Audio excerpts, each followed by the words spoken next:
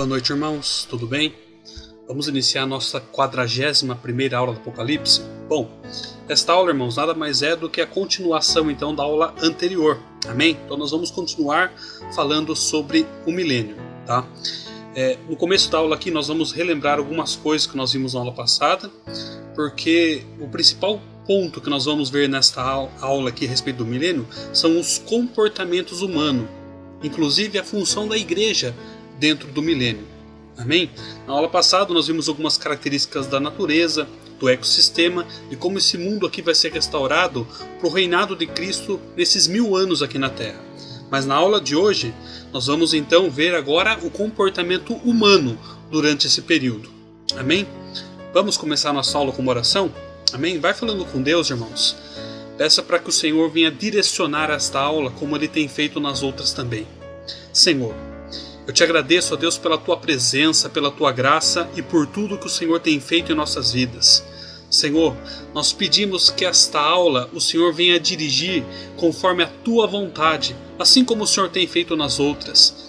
Pai, a tua igreja tem se colocado diante da tua presença para aprender a tua palavra, para desfrutar, ó Deus, daquilo que o Senhor tem para nós.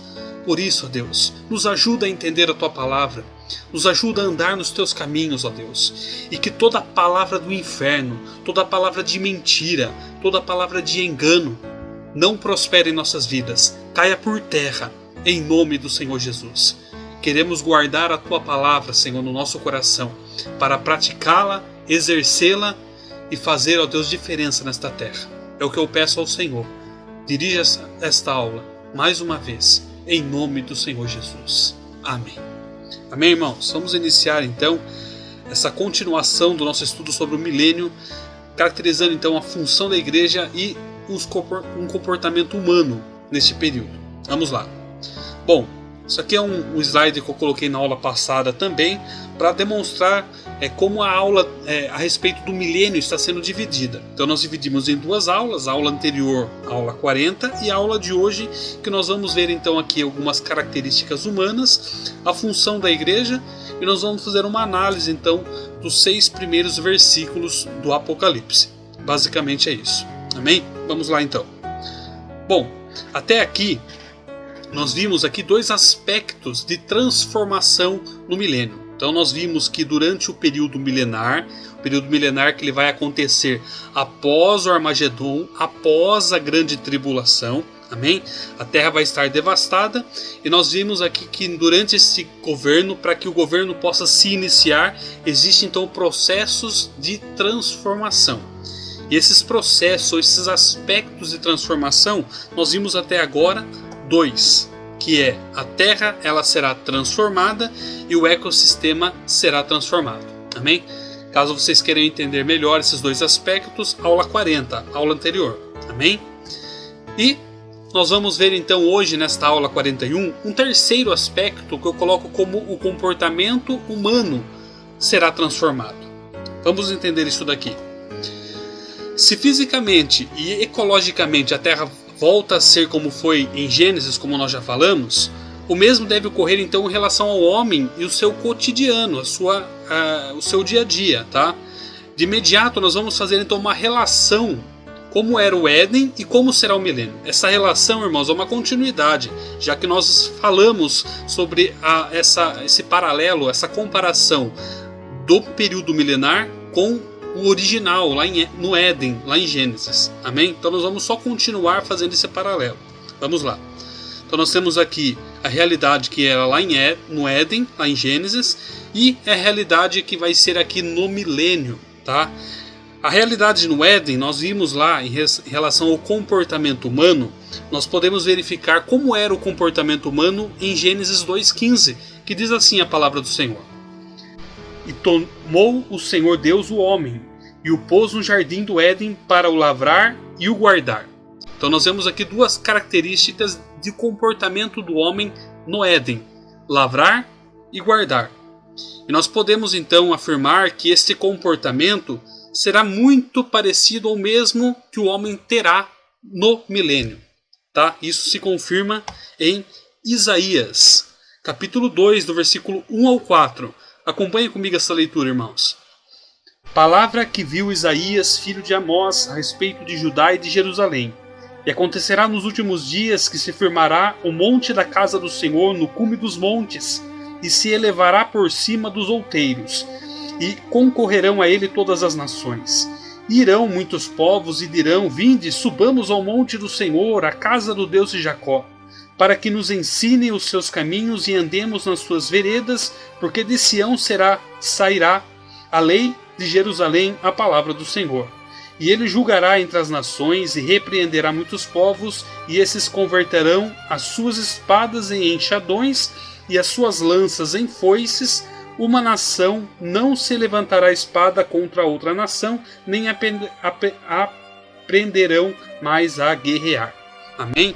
Então nós temos aqui dois textos que nos dá a ideia, aqui no caso de Isaías, de como será o comportamento humano, e em Gênesis como era o comportamento humano no Éden. De imediato, lendo esses dois textos, nós vemos uma coisa em comum. O homem ele vai ter predominantemente um comportamento de lavrar a terra. Tanto que Isaías fala que as armas de guerra se converteu em instrumentos de agricultura, instrumentos de trabalho. Então nós vemos aqui de imediato uma relação do comportamento do homem antes do pecado, lá no Éden, e como será o comportamento do homem aqui no milênio. Existe essa relação. O comportamento será muito parecido. Tá bom? Então, lendo esse texto aqui de Isaías 2:1-4, nós teremos algumas conclusões. Por exemplo, a espada e a lança eram instrumentos de guerra na época de Isaías, quando Isaías escreveu este capítulo. Desta forma, então, durante o milênio não haverá guerra. Tá? Isaías deixa clara essa questão. E, portanto, então, não serão mais necessárias as armas. O texto em Isaías nos diz que as armas serão transformadas em instrumentos agrícolas. Isto mostra, então, que durante o milênio, a agricultura voltará a ser a principal atividade humana, como nós vimos aqui em Gênesis capítulo 2. Amém? Então, de imediato, irmãos, o comportamento humano durante o milênio será esse. Um comportamento de lavrar a terra, de cuidar da terra, de trabalhar, e as guerras serão extintas. Isso Isaías deixa muito claro. Tá bom? Vamos lá. Por que esse comportamento, irmãos, humano, volta a ser como era no Éden? Você já se perguntou? Por que Deus transforma esse comportamento no milênio e o comportamento do homem passa a ser semelhante ao que era no Éden? Vamos responder isso daqui. Nós temos aqui, irmãos, 3 fatos sobre que nós falamos assim de nós temos aqui a obra redentora de Cristo, o arrebatamento e o milênio. O que esses 3 fatos nos mostram a respeito da transformação humana? Acompanhe comigo. Em relação à obra redentora de Cristo, este fato restaurou o homem a Deus, libertando-o do pecado. Então nós temos aqui um processo de transformação. O homem ele pecou no Éden, ele virou inimigo de Deus, destituído da glória de Deus. Cristo pagou este preço que o homem adquiriu no Éden, esta dívida. Cristo pagou essa dívida na cruz do Calvário. Então nós temos aqui um processo de transformação. O homem deixa de ser aquele homem pecador e ele passa a entrar no processo de santidade, e este relacionamento com Deus passa a ser restaurado. Isso é um processo de transformação. Mas ele não acaba aí, ele continua. No arrebatamento, a restauração à condição original do homem que não mais morre e não tem pecado. Aqui nós temos um outro processo de transformação. O fato do arrebatamento ter acontecido, a igreja ter sido arrebatada, houve então uma restauração da condição original do homem. Então nós temos um novo corpo, um novo nome. Então nós não temos mais a morte e nem o pecado. E no milênio também ocorre um processo de transformação. A restauração do paraíso perdido para Satanás. E é aí que eu quero chegar para vocês. Eu quero adiantar, irmãos, deixar bem claro que quando nós falamos sobre o comportamento humano no milênio, nós não estamos falando da igreja. Tá? A igreja tem um novo corpo nesse período. Tá? A igreja arrebatada, ela não morre, Ela já está num período, ela já está num processo não, eu digo assim, ela já está num ambiente e num momento de eternidade. O que eu falo do comportamento humano em relação às pessoas que estão na Terra durante o milênio e não são a igreja arrebatada. Tá? São pessoas, nós vamos ver aqui em slides posteriores, são pessoas que nascem, são pessoas que morrem, tá? E esse comportamento dessas pessoas é o que eu estou tratando para vocês aqui. Esses 3 fatos eu estou mostrando para vocês para responder essa pergunta. Por que que Deus ele faz com que o comportamento do homem no milênio seja igual ao do Éden? Porque essa transformação tem que ir acontecendo até chegar no período original. Então todos esses 3 fatos aqui, tanto a obra redentora de Cristo, o arrebatamento e o milênio, trouxe um processo de transformação onde o homem foi perdendo com o tempo, foi perdendo por causa do pecado. E isso então tem que começar a ser restaurado e Deus começa a colocar como era antes. Amém? Deus começa a tratar essas questões como era antes. Tá? Então analisando esses 3 fatos nós respondemos essa pergunta. É para que Deus volte como as coisas eram antes, é por isso que o comportamento tem que voltar como era. Tá? Então, se o homem tinha um comportamento excelente no Éden antes do pecado, é lógico que isso tem que acontecer durante o milênio. Tá? Então, com o reino milenar, tudo estará plenamente restaurado e tudo quanto o homem perdeu com a queda foi reintegrado pela obra redentora de Jesus Cristo, nosso Redentor. Tá clara essa questão, irmãos? Caso ficou confuso ou vocês não entenderam, deixa um comentário para mim, por favor. Tá? Vamos continuar então. Bom, vamos falar um pouco sobre a capital do milênio. A Bíblia deixa claro que a capital do milênio é Jerusalém. Então nós podemos citar 2 passagens que comprovam isso. Tá? Isaías 2:3 e Zacarias 14:4. Isaías 2:3 diz assim: Irão muitos povos e dirão: Vinde, subamos ao monte do Senhor, à casa do Deus de Jacó, para que nos ensine os seus caminhos e andemos nas suas veredas, porque de Sião será a lei e de Jerusalém a palavra do Senhor. Então, nesse primeiro texto nós temos a confirmação de que Jerusalém será a capital do reino milenar de Cristo. Isso também se confirma em Zacarias 14:4, que diz assim: Naquele dia estarão os seus pés sobre o Monte das Oliveiras, que está de fronte de Jerusalém para o Oriente. E o Monte das Oliveiras será fendido pelo meio, para o Oriente e para o Ocidente, e haverá um vale muito grande. E metade do monte se apartará para o norte, a outra metade dele para o sul. Amém, irmãos? Então, nós temos um texto também comprovando que a capital do milênio é Jerusalém. Tá?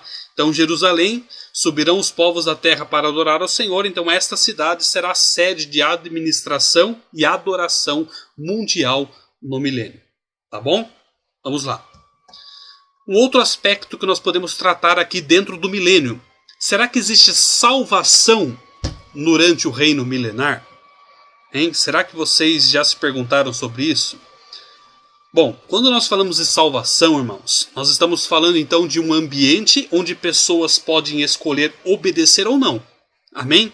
Aceitar a Cristo ou não. Então, se nós falamos que se existe salvação no milênio, então as pessoas têm que ter essa condição de escolha, tá? Não pode ser colocado, tem que ser dada a opção de escolha. Então eu escolho servir a Deus ou não servir a Deus. E em que ponto a palavra do Senhor me dá que na salvação, durante o milênio existe salvação e existe esse processo de escolha, esse ambiente de escolha. Veja comigo.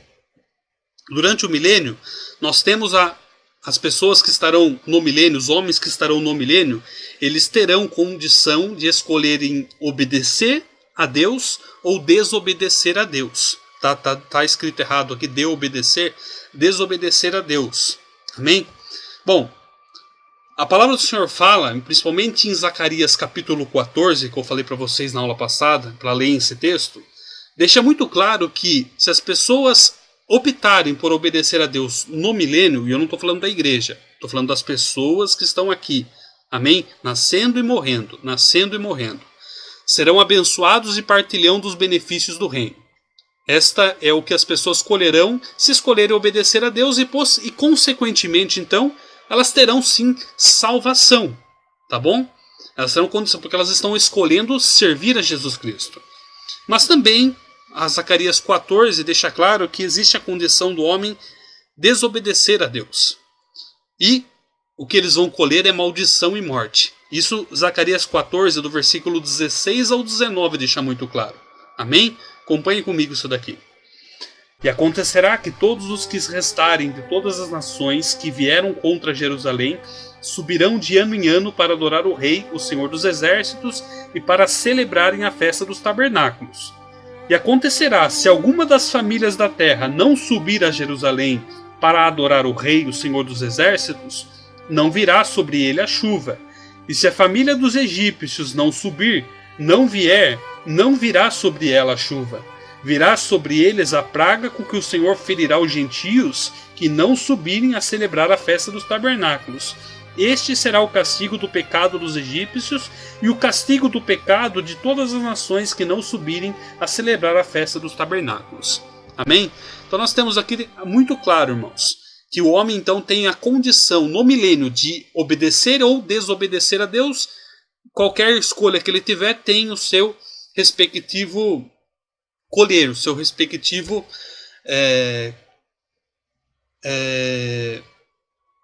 o que ele escolher, ele vai. O que ele plantar, ele vai colher. O que ele escolher, ele vai viver. Amém? Então, se ele escolher obedecer a Deus, ele vai plantar bênção. Ele vai colher bênção. Se ele escolher desobedecer a Deus, ele vai colher maldição. É isso que Zacarias deixa muito claro durante o milênio. Só analisando esses dois aspectos, então, nós temos a condição de afirmar, então, que sim, existe salvação durante o milênio para as pessoas que estão aqui. Amém? Opa, vamos lá. Então, se existe condenação, logicamente existe salvação. Tá ok, irmãos? Está respondida essa pergunta, então? Vamos lá, então. Bom, como será, então, a vida e a morte durante o milênio? Um dos textos que lançam luz sobre essa questão, você encontra em Isaías 65:20. Diz assim a palavra do Senhor. Não haverá mais nela criança de poucos dias, nem velho que não cumpra os seus dias. Porque o menino morrerá de 100 anos, porém o pecador de 100 anos será amaldiçoado. Amém? Vamos lá. Então no milênio nenhuma criança morrerá nos primeiros dias, mas viverá até a idade adulta.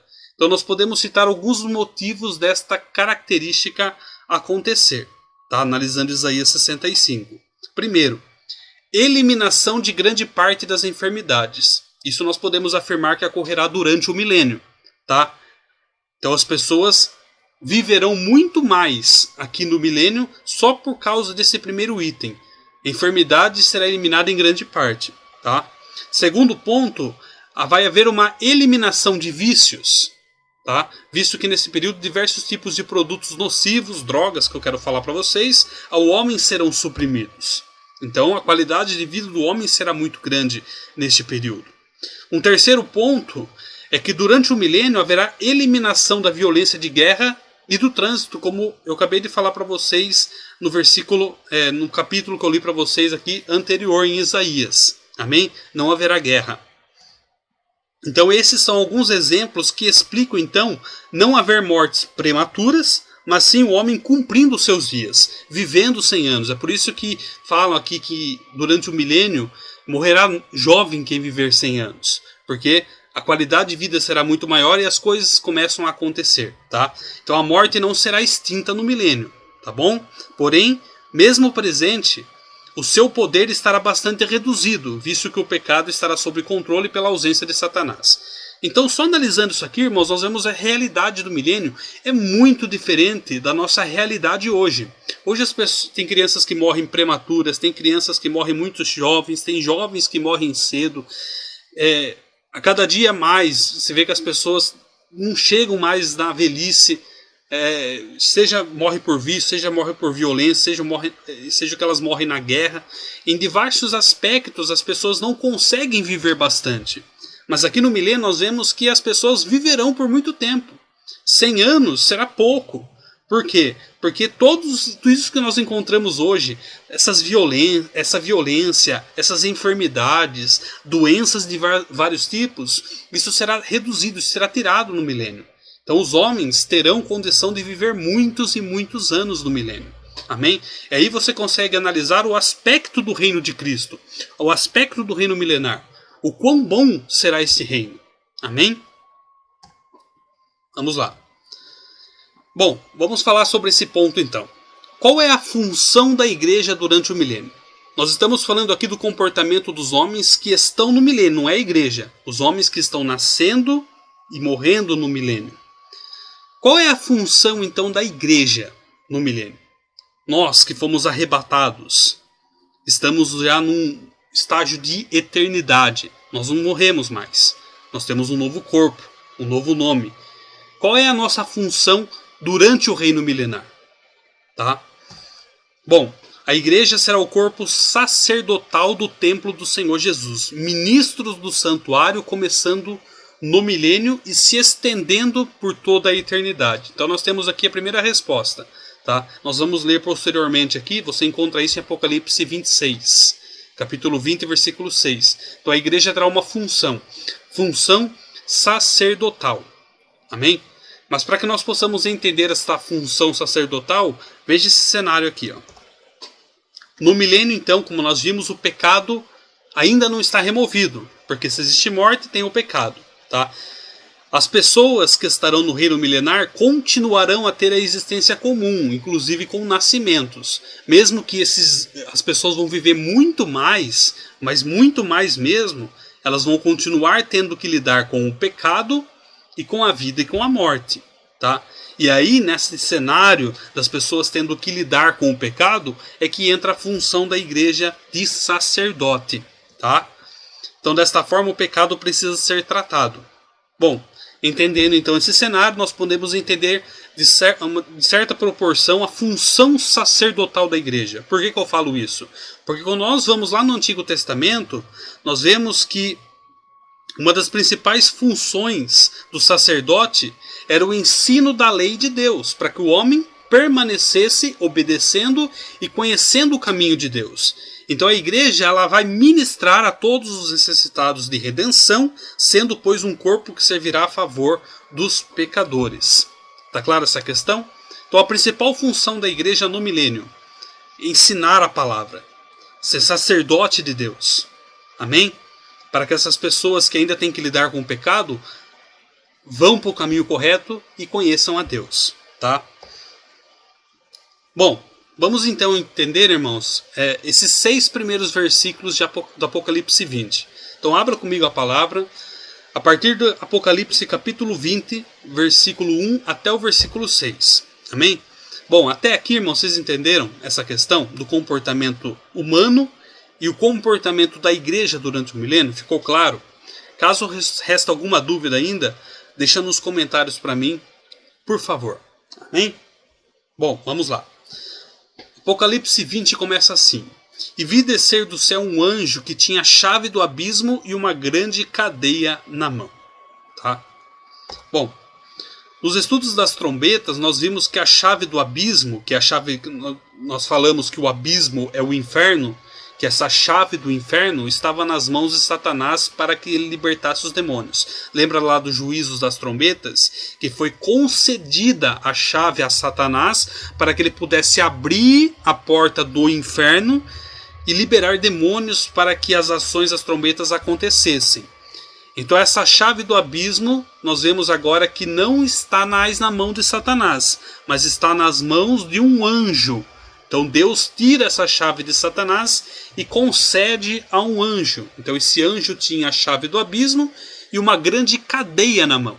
Então se ele tinha uma chave e uma cadeia, logicamente nós já enxergamos um cenário. Ele vai prender alguém. Amém? No início do milênio nós verificamos que a chave agora está nas mãos de um anjo de Deus para prender Satanás. Então de imediato no capítulo 20 nós vemos aqui que Deus concede e faz com que um anjo tenha autoridade para prender Satanás. Tá? E verificamos que Deus então dá autoridade e ele tira a autoridade, irmãos, na hora que ele quer. Uma hora ele deu autoridade para Satanás agir por um certo tempo e agora ele tira essa autoridade de Satanás e coloca na mão de um anjo para que a palavra dele se cumpra. Tá claro? Então você perceba aqui o domínio, controle total de Deus sobre essas questões. Tá? ele prendeu o dragão, a antiga serpente, que é o diabo e Satanás, e amarrou-o por 1000 anos. Então aqui está muito claro que esse anjo então prende Satanás por 1000 anos. Tá? Então, se ele prende Satanás por 1000 anos, logicamente, durante o milênio, durante esses 1000 anos do reinado de Cristo, Satanás estará preso. Amém? Tá claro essa questão até aqui? Vamos continuar então. E lançou-o no abismo, e ali o encerrou, ou ali ele o prendeu, e pôs selo sobre ele. Vendo essa palavra aqui, selo, tá? O selo significa que ninguém pode interferir ou anular uma sentença. Nós verificamos isso de forma muito clara quando nós lemos lá o livro do profeta Daniel, quando Daniel é lançado na cova dos leões. Ali Dario coloca um selo, ou seja, ninguém podia tirar Daniel a não ser Dario. Tá? E aqui nesse lugar aqui, quando a palavra do Senhor deixa claro que Satanás foi preso e ali foi colocado um selo, então ninguém poderia tirar Satanás do inferno, do abismo, a não ser o próprio autor do selo, o próprio Deus. Tá claro? Amém? Para que não mais engane as nações até que os 1000 anos se acabem. Então nós temos uma condição. Durante o milênio, Satanás não terá poder mais de enganar as nações como ele tem feito hoje, até que esses 1000 anos, até que o reino milenar de Cristo se encerre. Tá? Então nós temos aqui uma questão. O milênio então tem um início e tem um fim. Tá? 1000 anos. Tá bom?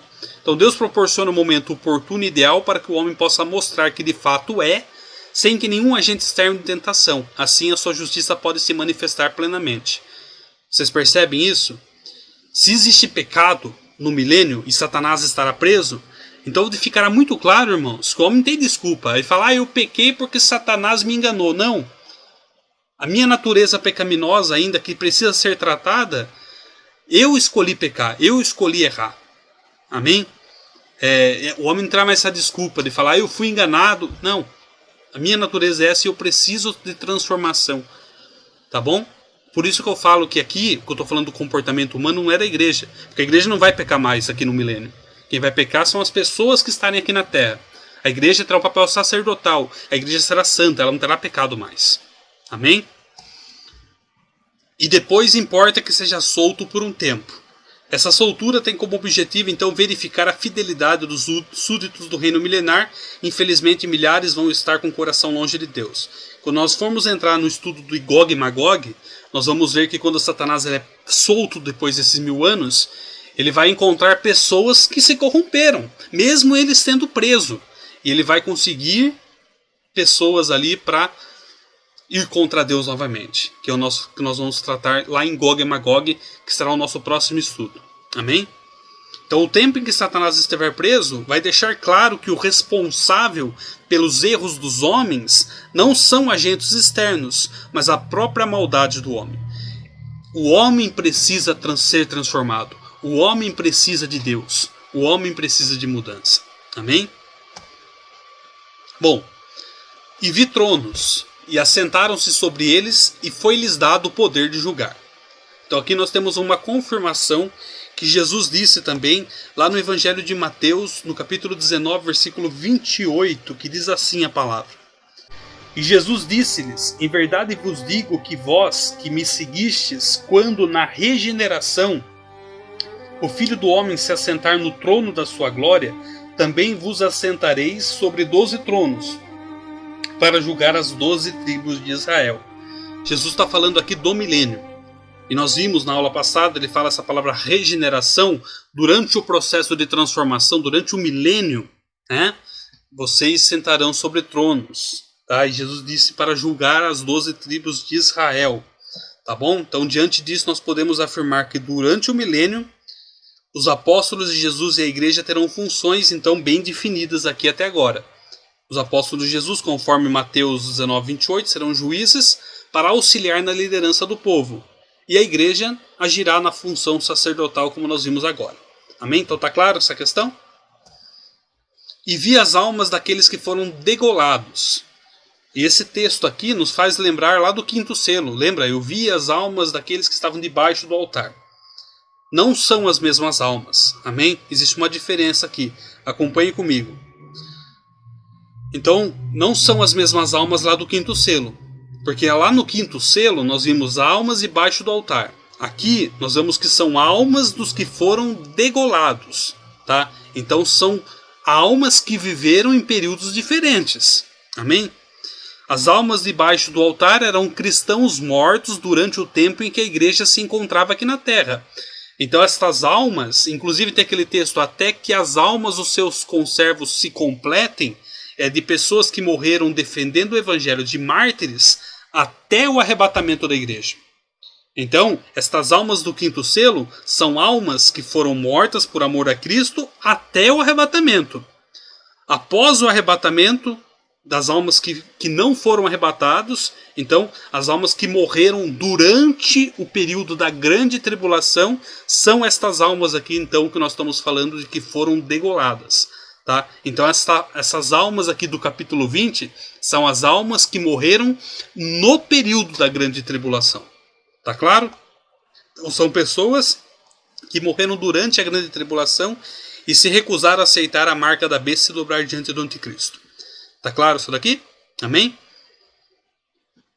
E viveram e reinaram com Cristo durante 1000 anos.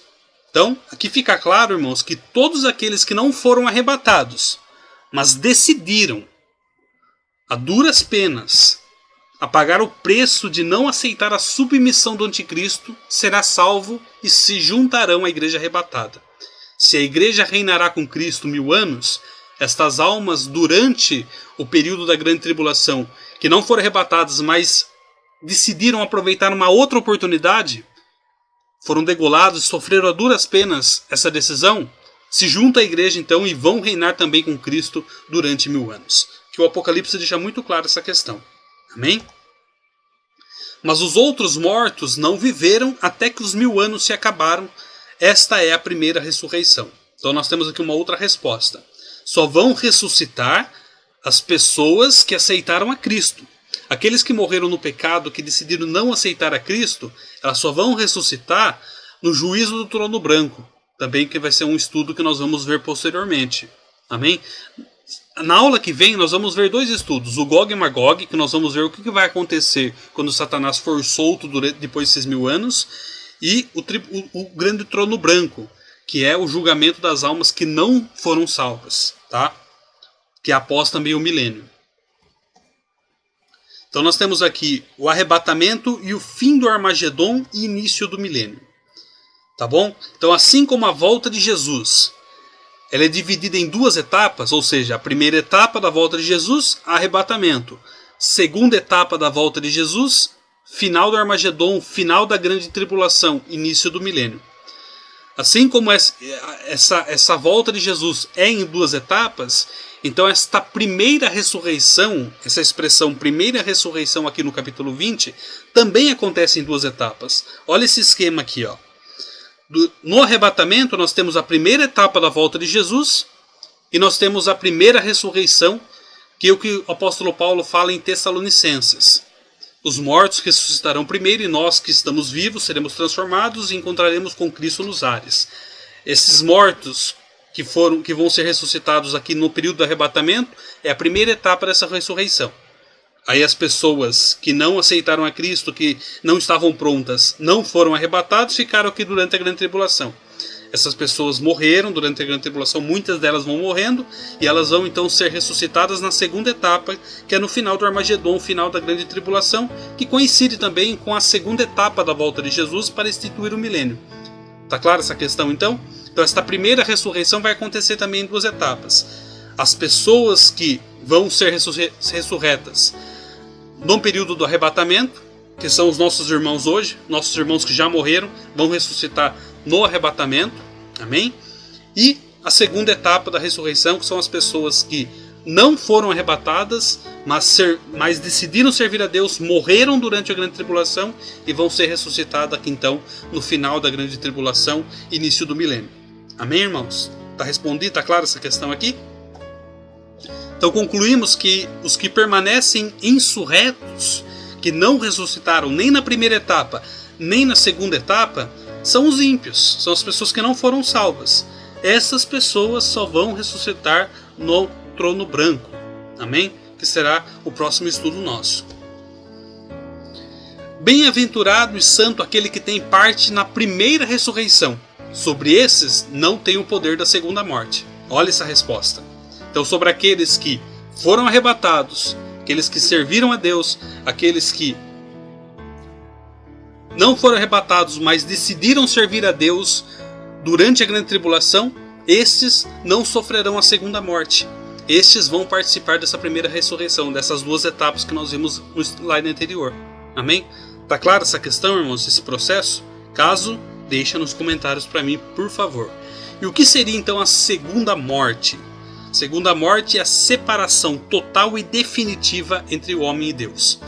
Estas pessoas que vão experimentar a segunda morte são as pessoas que participarão do grande trono branco. Amém? Ou seja, todos aqueles que não permaneceram em Cristo e o recusaram sofrerão essa separação eterna. E a respeito dessa separação eterna, o nosso Deus deixa claro em Lucas 12, 4, 5, que diz assim a palavra: E digo-vos, amigos meus, não temais os que matam o corpo e depois não têm mais o que fazer. Mas eu vos mostrarei a quem deveis temer. Temei aquele que, depois de matar, tem poder para lançar no inferno. Sim, vos digo, a esse temei. Jesus está falando aqui da segunda morte. É isso que nós devemos temer. Não essa nossa morte aqui, que é natural, mas nós temos que tomar cuidado. É a segunda morte. Separação total entre o homem e Deus. O homem ser lançado no inferno pela eternidade. Tá bom? Mas serão sacerdotes de Deus e de Cristo e reinarão com ele 1000 anos. Então, Apocalipse novamente ratifica essa questão. A igreja reinará com Cristo 1000 anos. Aqueles que aceitaram a Cristo durante a grande tribulação também vão reinar com ele 1000 anos. Devemos permanecer em Cristo até o fim, irmãos. A recompensa para aqueles que vencerem, então, serão eternas e gloriosas. Amém? Bom, irmãos, esta foi a aula de hoje. Espero que vocês tenham gostado. Espero que todas as questões aqui a respeito do milênio tenha ficado clara para vocês.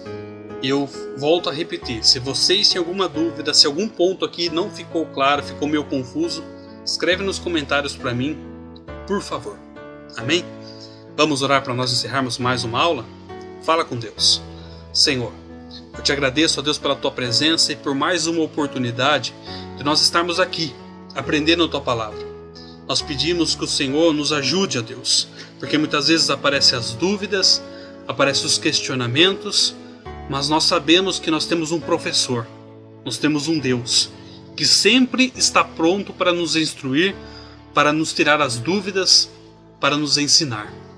Então, ó Deus, nós depositamos a nossa confiança no Senhor, porque nós sabemos que o Senhor é o nosso professor, o Senhor tem nos ajudado, e continua, Pai, porque nós queremos estar prontos para a tua volta, em nome do Senhor Jesus.